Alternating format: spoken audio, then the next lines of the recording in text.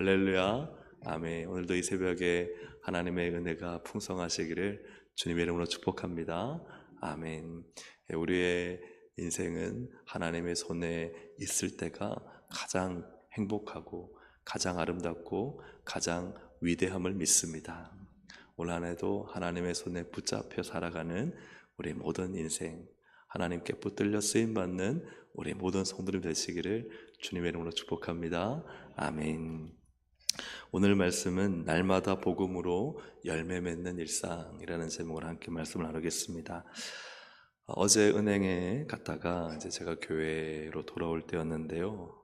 마침 횡단보도를 건넜는데 교회 집사님과 그 남편분이 걸어가고 있었습니다. 그래서 제가 인사를 하고 반갑게 서로 이렇게 인사를 하고 이제 또 교회로 걸어오는데 차 한잔 하자고 저를 카페로 끌고 가시는 거예요. 그래서 같이 함께 가서 커피 한 잔을 마시면서 또 재밌게 담소를 나누고 소소한 일상들을 나누는 중에 제 마음에 이제 부담이 생겼습니다. 왜냐하면 집사님은 교회를 나오시지만 그 남편분은 이제 교회를 나오지 않는 분이었기 때문에 제가 아주 그냥 격이 없이 또 담소를 나누다가 제가 아주 좀 진지하고 또 진중한 목소리로 제가 한 말씀 드리겠다 하고 이야기를 했습니다.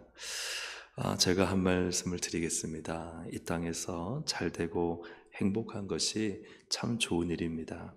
그러나 사람은 죽고 죽음 이후에 천국과 지옥이 있습니다. 죄가 있으면 천국에 갈 수가 없습니다. 죄를 회개하고 예수님을 믿고 죄 용서를 받아야 천국에 갈 수 있습니다. 이 땅에서 열심히 행복하게 잘 살아도 죽어 지옥에 간다면 어떻게 하시겠습니까? 오늘 저를 만난 것도 교회에 나오라는 하나님의 뜻이 아니겠습니까? 이런 요지로 제가 이분에게 복음을 전했습니다.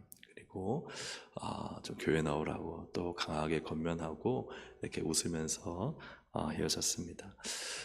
헤어지고 교회로 오는 가운데 제 마음에 정말 그 뿌듯함과 기쁨과 감격이 넘쳤습니다. 하나님이 전도할 때 주시는 그 은혜, 그 감동을 제가 경험하고 참 감사했습니다.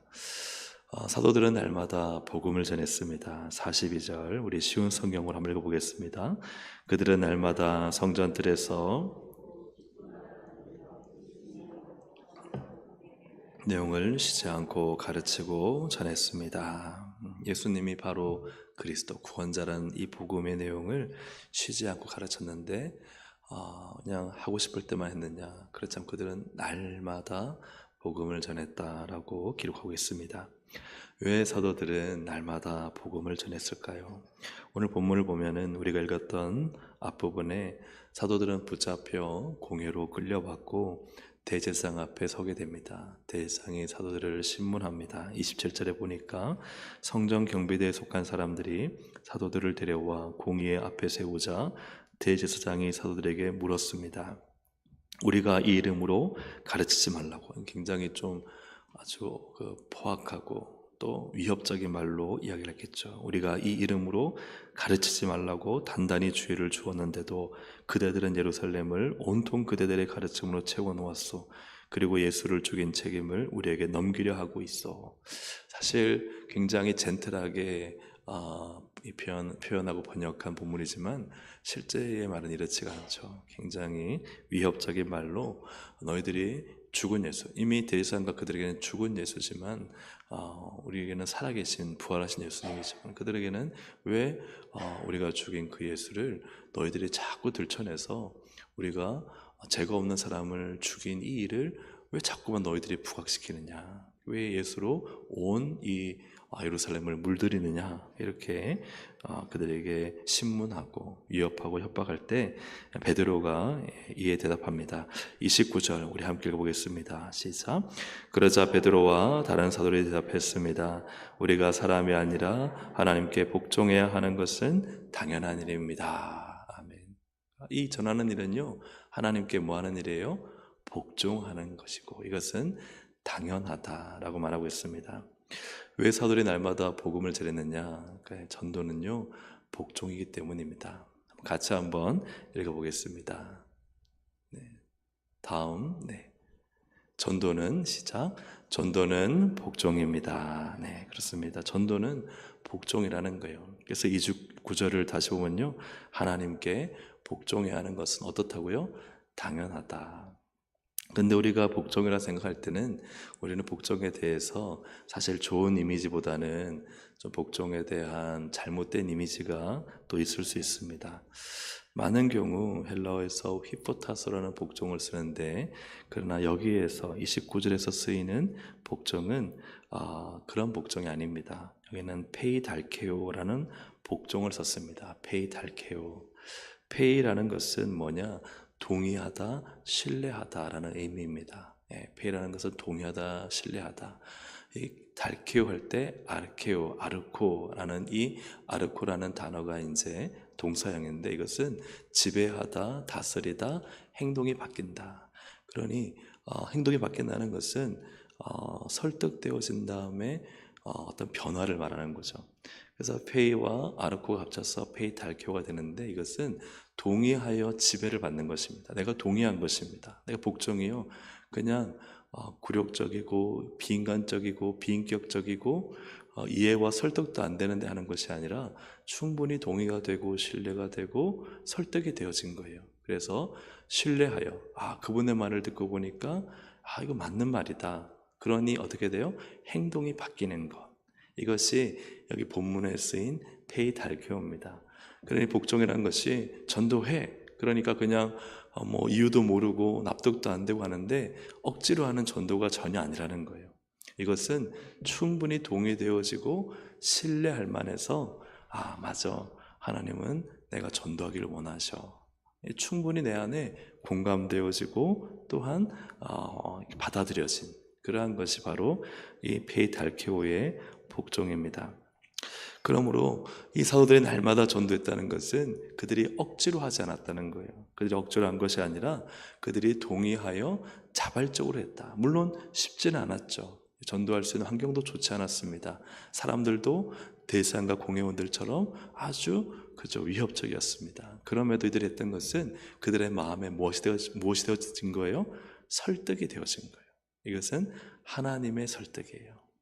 하나님이 그 마음에 전도를 해야 하는 것이 하나님이 기뻐하시는 것이고, 그리고 전도를 해야 영혼이 살아나고 생명을 살리고 구원하고 오직 예수 이름 외에는 다른 구원의 이름을 주신 일이 없고, 그리고 나에게 주신 사명이 전도라는 이 마음의 부담감, 이 모든 것이 그의 내면 안에서, 그의 생각 안에서 설득이 되어졌다 하는 것입니다. 고린도전서 9장 16절도 쉬운 성경으로 같이 한번 읽어보겠습니다. 내가 복음을 전한다 해도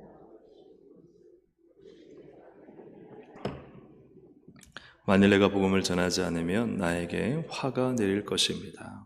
그래서 중요한 건 뭐예요? 복음 안 전하면 화내려 죽어, 어떤 심판이 내릴지 몰라, 이렇게 해서 하는 게 아니에요. 내가 해야 하는 일인데 어떻게 해야 되는 일이에요?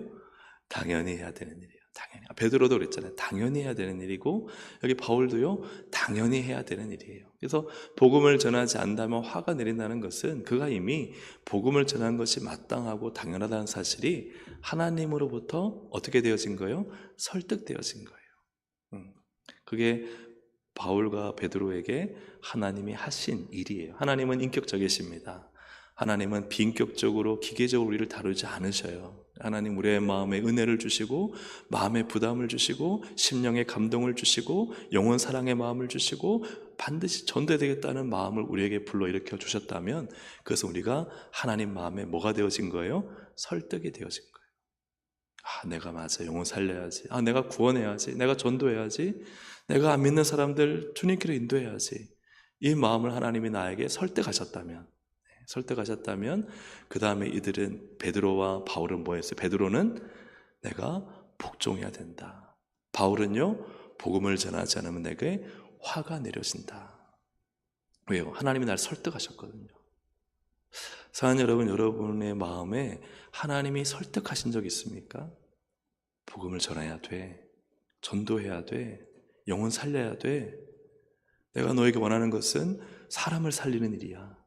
예수 믿게 하는 일이야. 교회 데려오는 하는 일이야. 예수 제자 삼는 일이야. 그럼 여러분 설득했다면 이제 여러분이 반응을 하셨다는 거예요. 그게 사도들에게는 날마다 복음을 전하는 삶으로 그들이 복종하고 반응을 했다는 것이죠. 그래서 하나님은 전도를요, 우리가 매년마다 행사하면은 막 전도에 대한 부담 주고 막 전도가 스트레스고 이게 아니에요. 하나님이 우리 성도님들을, 여러분을 설득하셨어요. 그러면 설득 안 된 분은 할 수 없어요. 설득 안 되고 동의가 안 된 분은 어떻게 전도하겠어요? 물론 교회로 그냥 데려올 수는 있겠지만. 그러나 하나님이 내 마음에 예수 믿는 은혜, 생명의 기쁨, 그리고 구원의 사명을 주셨다면, 그러면 난 설득되어졌다면, 그럼 여러분은 어떻게 해야 하는가? 당연히 사도들처럼 복음을 전하는 우리 동성애 가족들이 되시기를 주님의 이름으로 축복합니다. 그래서 누가 날마다 복음을 전할 수 있느냐? 하나님에 의해, 하나님의 설득에 의해 설득되어진 성도. 동의가 되어졌어요. 그래, 맞아. 복음 전한 것은 당연한 일이야. 당연한 일이야. 내가 뭐 안 해도 되는 일은 아니야. 이건 반드시 내가 해야 되는 일이고, 하나님이 나에게 나중에 물으실 거야. 너 몇 명 전도했니? 너 몇 명에게 복음을 전했니? 꼭 그가 교회 오지 않았더라도 너가 예수가 그리스도, 예수가 구원자란, 예수를 믿어야 천국 간다는 사실을 너 과연 누구에게 이야기했니? 혹은 내가 너에게 그 자리에 앉았을 때에 부담을 주었을 때, 그냥 소소한 담소 나누다가 이야기 재밌게 하다가 헤어질 수 있지만, 그러나 내가 너에게 부담 주었을 때, 복음을 전하는 부담을 주었을 때, 너 그때 그 부담을 무시하지 않고, 외면하지 않고, 피하지 않고, 너가 낯선 사람에게도, 좀 어려운 자리에도 그 사람에게 복음을 전했니? 하나님이 우리에게 설득하세요. 설득하실 때 여러분, 우리는 복종하는 페이달케오의 삶을 사시기를 주님의 이름으로 축복합니다. 왜 사도들은 날마다 복음을 전했을까? 그것은 복종하면 성령님이 전도하게 하십니다. 한번 같이 읽어볼까요? 복종하면, 네, 이게 참 중요한 말씀인데요. 32절입니다. 32절 같이 읽어보겠습니다. 우리는 이 일의 증인입니다. 또한 하나님께서 자기에게 복종하는 사람에게 주신 성령 역시 그렇습니다. 자, 성령은 어떤 분이신가가 중요해요. 성령은 하나님께서 자기에게 뭐 하는 사람에게 성령을 주세요? 그죠? 복종하는 사람에게 성령을 주세요. 이 복종이 같은 페이달케오예요. 하나님 우리의 마음을 설득하실 때요, 뭐 하는 사람이에요? 복종할 때 성령을 주세요. 여러분, 굉장히 중요한 영적인 진리입니다. 성령은 누구와 함께 하세요? 하나님께 복종하는 성도와 함께 하세요. 하나님이 설교를 통해 설득을 하시고, 말씀을 통해 설득을 하시고, 기도 중에 설득하시고, 우리의 삶의 환경을 통해서 설득을 하세요. 그 설득을 하실 때 순종하는, 동의가 됐어요. 맞아요. 맞는 말씀이에요. 하나님의 뜻이 그것이군요. 예를 들어서 오늘 본문이라면 전도가 하나님의 뜻이군요. 나에게 주신 사명이군요. 그럼 거기에요, 복종하는 자에게 성령을 주세요. 막 찬양을 뜨겁게 하고 막 기도를 막 과음질로 하는데요, 불순종하면 성령이 계시지 않거나 소멸됩니다. 성령은 하나님께서 주시는, 그죠? 말씀에, 하나님께서 자기에게 복종하는 사람에게 성령을 주세요. 하나님의 말씀과 뜻이 선포될 때에 여러분 거기에 복종해 보십시오. 순종하십시오. 그러면요, 마음에 기쁨이 있고 감동이 있고. 왜요? 성령님이 내 안에 계신 거예요. 나 너무 하기 싫었어요. 이거 정말 너무 하기 싫어. 난 힘도 없고 지금 너무 막 지쳤고, 저 사람은, 그죠? 나랑 같이 하면 내게 좀 더 힘들게 할 거고.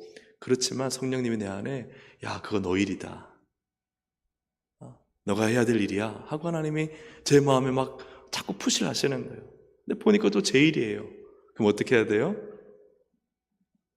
페이달케요. 복종하는 거예요. 예, 주님. 그래서 몸이 막 너무 힘들고 지쳐도 그 일 와서 하고, 그리고 혹시나 관계 속에서 어려움을 당하면서 시험 들지 않을까 조심하고, 나도 그 때문에 악을 행하지 않을까 유의하면서, 그래서 성령님이 원하시는 대로 복종을 하면요, 하나님이 내 안에 감동을 주시고 진짜 그 일을 하나님이 받으셨다는 마음을 주세요. 근데 어떤 일은 열심히 잘하는데 자기의 노력으로 하면요, 막 상처도 많이 받고 또 상처도 주고, 그러면서 그 일 하고 난 다음에 다시는 교회를 하나 봐라, 내가 다시는 여기 오나 봐라, 이런 마음이 들어요. 그리고 난 다음에는 마음이 열심히 일했는데 막 마음에 화가 나요. 짜증이 나고. 그래서 우리가 성령으로 해야 됩니다. 성령으로.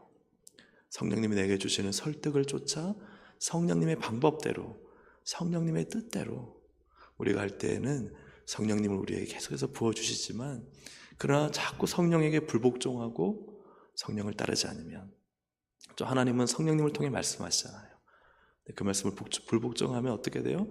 성령님이 내 안에 안 계신 것이 아니라 소멸되어 계시는 거예요. 성령님 일하지 않는 거예요. 그러니까 예수를 믿으면서도 육으로 일하는 거예요. 세상 사람들처럼 일하는 거예요. 그래서 우리는 영으로 하나님을 예배하고 영으로 하나님을 섬기기 위해서 부름받았습니다. 성령입니다.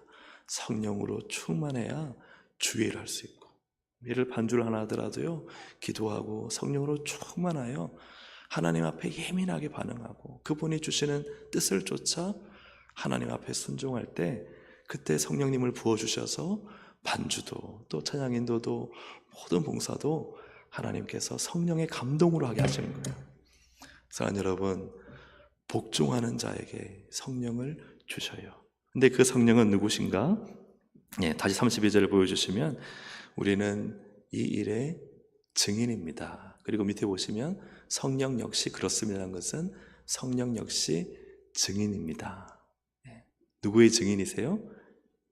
예수님의 증인입니다. 그러니까 성령님이 우리 안에 오셔서 하시는 일은 뭐냐면 계속 예수를 증거하는, 증인되게 하는 삶을 살아요. 성령이 충만한 사람은요, 복음을 전해요. 성령이 충만한 사람은요, 예수가 구원자란 이야기를 전해요. 그래서 여러분, 요한복음 15장 26절에도 예수님이 성령님에 대해서 정의 내리시기를 같이 읽어보겠습니다. 시작. 내가 너에게 보낼 그가 나의 간에 증언하실 것이다. 예수님은 분명히 못 박으셨어요.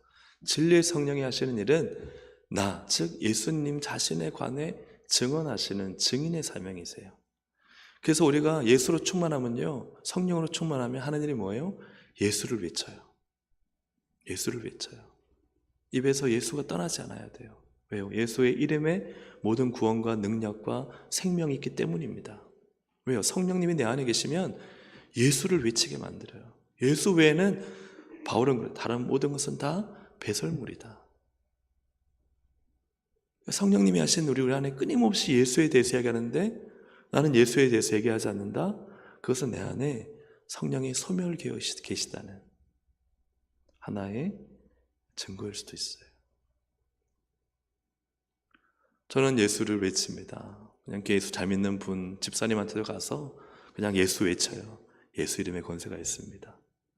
그분이 예수 안 믿어서가 아니라 예수 이름이 전부이기 때문이고 예수 이름이 모든 능력이기 때문에 그래요. 목사님 병원신방 가면은 좀 다른 어떤 위로의 말씀을 전하시지, 물론 위로의 말씀도 전합니다만 예수 이름, 오직 예수 이름이 능력이 있고 우리가 붙잡고 살아야 될 분은 오직 예수 외에는 없는 것이죠. 사랑하는 여러분, 오직 예수 그리스도를 외치라는 주의 음성에 순종하면, 복종하면, 페이달케오하면, 그럼 하나님은요, 성령을 주세요. 성령으로 충만케 하십니다. 여러분, 그 성령의 충만함을 입는, 그래서 날마다 복종하여, 하나님의 말씀에 복종하여 성령으로 충만한 우리 동성애 가족들이 되시기를 주의 이름으로 축복합니다. 근데 이게 거룩한 선순환이에요. 하나님 말씀 어려운데 순종 복종했어요. 페이달케오했어요. 하나님 성령을 주세요. 막 마음이 기뻐요. 그러니까 더 순종하고 싶어져요. 더 복종하고 싶어져요. 그래서 더 복종해요. 그러니까 하나님이 더 성령으로 충만하게 하세요. 그러니까 더 복종할 힘이 생겨요. 이게 선순환이 이루어지는 거예요. 근데 한번 불복종하기 시작하면 사울 왕을 보십시오. 한번 불복종하니까 그 다음에도 불복종이요, 불복종이요. 계속해서 불복종이라는 악순환의 고리에 걸려드는 거예요. 여러분, 작은 거 하나요, 순종해 보세요. 물론 내게는 어려운 걸 수 있어요. 근데 그 순종이요, 여러분의 신앙을 회복시키고 영적으로 충만하고 거기에 답이 있어요. 그래서 하나님 여러분의 부담을 주시고 마음에 강권하시면요, 그거는요 하라는 거예요. 그냥 못하고 안 할 상황이 99고 할 수 있는 게 1밖에 안 돼도요, 그냥 하는 거예요. 그러면 성령님 일하기 시작하세요. 내 영이 살아나기 시작해요. 그게 순종의 능력이에요. 복종의 능력이에요. 여러분, 복종의 선순환, 페이달케오의 선순환으로 올 한해 승리하시기를 주님의 이름으로 축복합니다. 아멘. 왜 사도들은 날마다 복음을 전했을까? 세 번째입니다. 자, 같이 한번 읽어보겠습니다. 시작. 네, 복음을 전하는 인생이 일생이 영광입니다. 사도들은 이제 중간에 있는 누구죠? 네, 가말리엘 얘기는 좀 빼고요. 그 뒷부분을 보시면 매질을 하고 그리고 모욕을 당합니다. 그래서 40절부터 41절 보시면요, 그들은 사도들을 다시 공의회 안으로 불러들여서 매질을 한 후에 다시는 예수의 이름으로 말하지 말라고 엄하게 명하고 협박한 거죠. 협박하고 놓아주었습니다. 사도들은 예수님 때문에 모욕당하는 것을 뭐로요? 영광이라고 생각하여 오히려 기뻐하면서 공회를 나왔습니다. 왜 매질과 협박과 모욕을 당했는데 기뻐할까요? 이게 영광이기 때문에 그래요. 성도의 영광은요, 많은 돈 가지는 거 아니고 높은 자리 올라가는 거 아니고 그냥 권세 부리는 거 아닙니다. 성도의 영광은 예수 이름이에요. 예수 이름을 위해 살고 예수 이름을 증거하고 예수 이름, 그죠? 그 이름을 높이고 그 이름을 자랑하고, 그것이 성도의 영광입니다. 그러다가 위협과 매질과 모욕을 당해도요, 그게 기쁜 거예요. 왜요? 예수 이름을 위해 살았기 때문이죠. 복음 전도는 예수의 이름을 드러내는 거죠. 날마다 어떠한 상황 가운데서 예수 이름 자랑하고 예수 이름 드러내면요, 그럼 어떻게 돼요? 막 영광스러운 거예요. 예를 들어서 뭐 어떤 분이 그렇게 하라고 말씀드리는 건 아니라, 예를 들어서 어떤 분이 막 밖에 다니면서 우리 동성교회 목사님 너무 좋아, 우리 동성교회 목사님 설교도 잘하셔, 우리 동성교회 목사님 인품도 훌륭해. 제가 그렇다는 게 아니라, 그분이 그렇게 자랑을 한 다음에 교회 와서 저를 만나면 뭐라 그랬어요? 목사님 반갑죠. 제가요 목사님 자랑했어요. 우리가 세상에 나가서 예수님 이름 자랑하면 어떻게 했어요? 예수님, 저 예수님 자랑했어요. 저 예수님 이름 높였어요. 그게 우리 성도의 영광입니다. 우리가 주님 앞에 섰을 때 주님의 이름을 드러내는 것, 부끄러워하지 않는 것, 그것이 우리의 영광입니다. 그것이 우리의 기쁨이에요. 세상의 것 여러분 자랑할 필요 없습니다. 다 하나님의 은혜 안에, 주님 안에서 자랑하십시오. 그러나 우리의 자랑은, 정말 참되고 영원 불변하는 자랑은 바로 예수의 이름입니다. 그러니 그게 전도죠. 내가 예수 믿고 나니까 이렇게 은혜가 있어. 예수 믿고 순종했는데 하나님이 이렇게 은혜와 복을 주셨어. 여러분, 예수 이름 자랑하시기를 주의 이름으로 축복합니다. 그래서 누가복음 9장 26절 함께 읽어보겠습니다. 누구든지 나와 내 말을 부끄러워하면 인자도 자신의 영광과 아버지의 영광과 거룩한 천사의 영광으로 올 때 그를 부끄러워할 것이다. 그래서 나와 내 말, 예수님과 예수님의 말씀, 복음을 부끄러워하면요, 예수님이 다시 이 땅에 오실 때 나는 그를 부끄러워할 것이다. 하지만 우리가 예수님의 이름을 모욕과 또 협박과 또 매질 가운데서도 자랑한다면, 사람들이 무시하고 막 모여서 밥 먹는 자리에서 예수님 전했는데 야 너나 믿어라, 우리 전도하지 마라 하고 예수 믿는 것 드러나고 뭐 목사가 어떻고 장로가 어떻고 막 교회에 대해서 욕을 하더라도, 그럼 어때요? 그죠? 기쁜 거예요. 왜요? 예수 이름 자랑했잖아요. 예수님 나를 부끄러워하지 않으시겠다. 여러분, 우리의 자랑은 오직 예수입니다. 그래서 제가 강하게 말씀드렸던 거죠. 자식 자랑 필요 없습니다. 돈 자랑 필요 없습니다. 세상 성공 필요 없습니다.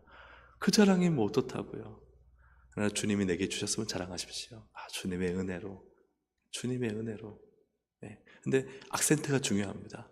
주님의 은혜로 우리 자녀가 잘 되게 하셨습니다. 악센트 어디 있어야 돼요? 그 주님의 은혜로. 근데 어떤 분은요, 뒤에 악센트가 있어요.